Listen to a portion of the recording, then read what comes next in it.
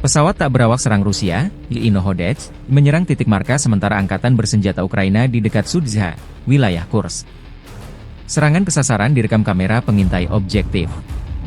Rusia tidak merinci kerugian yang dialami angkatan bersenjata Ukraina akibat serangan ini. Sebagai akibat dari serangan rudal yang diluncurkan oleh UAV Inohodets, area penempatan sementara unit AFU dinetralkan, demikian dilansir juru bicara unit Grup Sever Rusia 15 Oktober. 2 pekan terakhir, militer melancarkan serangan balik agresif di wilayah Kursk dan Sumy daerah perbatasan Ukraina. Serangan lewat jalur darat dan udara.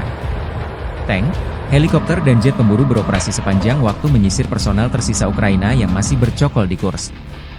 Dalam 24 jam terakhir, kerugian Ukraina lebih dari 300 orang, 8 kendaraan tempur lapis baja, serta 3 senjata artileri, 2 mortir, dan 11 kendaraan bermotor. 1 prajurit menyerah.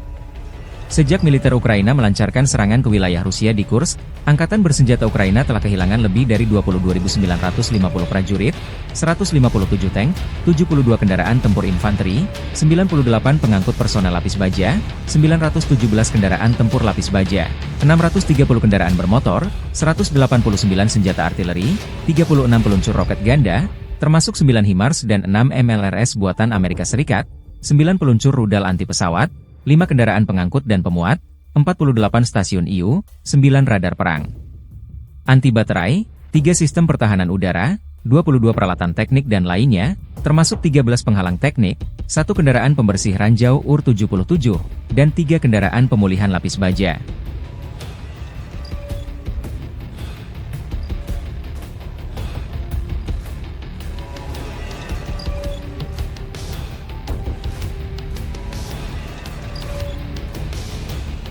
Download Tribun X sekarang, menghadirkan lokal menjadi Indonesia.